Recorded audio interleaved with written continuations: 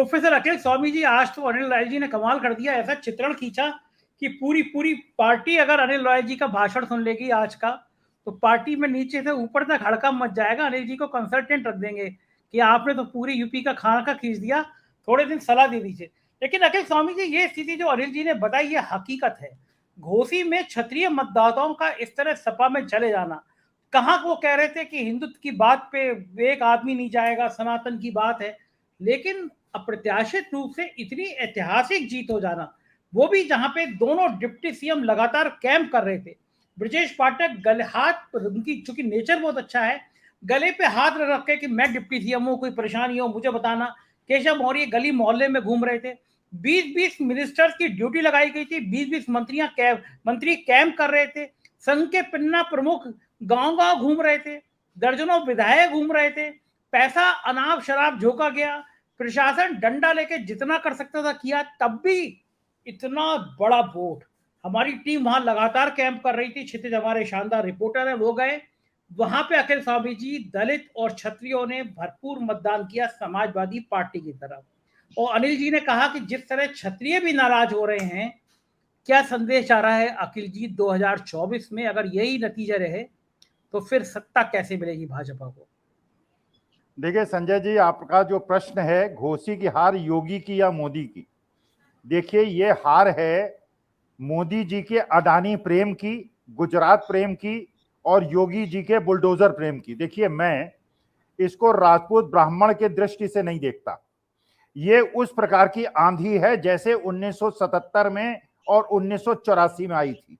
ये उससे भी भयंकर तूफान है और ये तूफान इतना तेज पकड़ेगा, इसमें जाति से ऊपर उठ जाइए।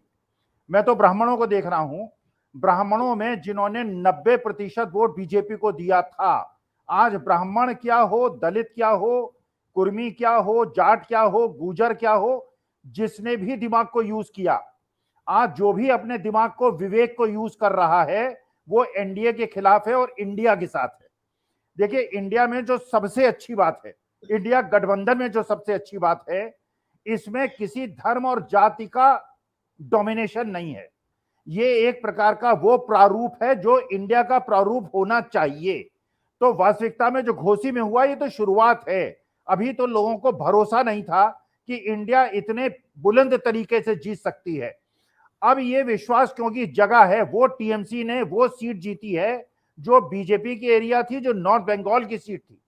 पिछली बार जो ये अपने उत्तराखंड की सीट है, 15,000 वोट से बीजेपी जीती थी, इस बार 2200 वोट से जीती है।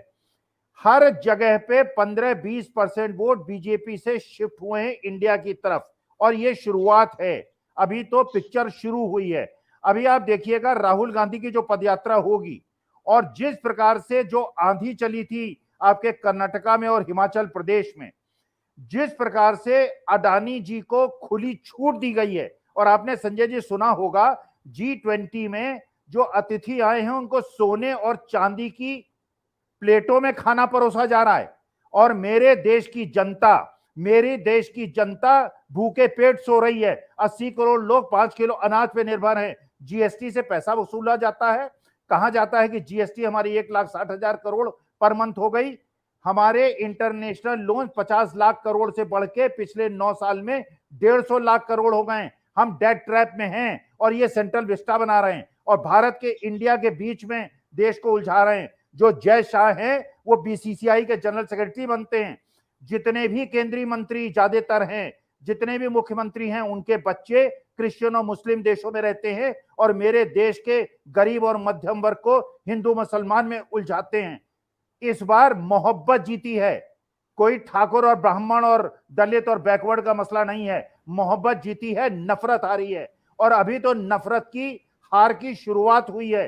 आप संजय जी देख लीजिएगा, जिस दिन चुनाव घोषित हुए और जिस दिन चुनाव की डेट आएगी, लोग सड़कों पे लाइन लगा के, भीड़ दिखाई पड़ेगी आपको पोलिंग बूथ की तरफ, और ऐसी भीड़ दिखाई पड़ेगी लोगों के हाथ पैर फूल जाएंगे जैसे 1977 में हुआ था। एक एक बटन ऐसे दबेगा कि जमानत जब्त होगी।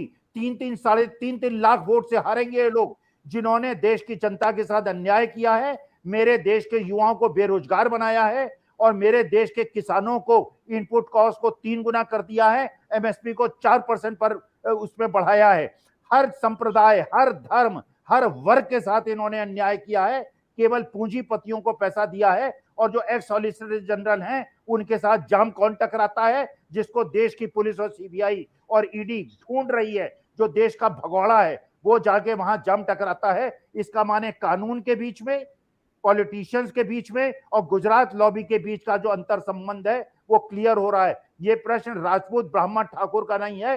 हर धर्म और संप्रदाय, ब्राह्मण हो या ठाकुर हो या बैकवर्ड हो, ये सब एकजुट होकर वोट करेंगे और उसके बाद इनका पत्ता ऐसा साफ होगा 50 साल वापस नहीं आएंगे। संजय जी, बाप रे बाप, अखिल स्वामी जी ने तो बहुत जबरदस्त भविष्यवाणी कर दी। अरविंद जी, अखिल जी और अनिल रॉय जी की बातें तो बड़ी क्रांतिकारी लग रही हैं। आपका क्या मानना है, जो आज की हार है घोसी की, ऐतिहासिक हार है बीजेपी की, जिम्मेवार कौन, योगी या मोदी? अरविंद जी माइक कर लीजिएगा। अरविंद जी माइक।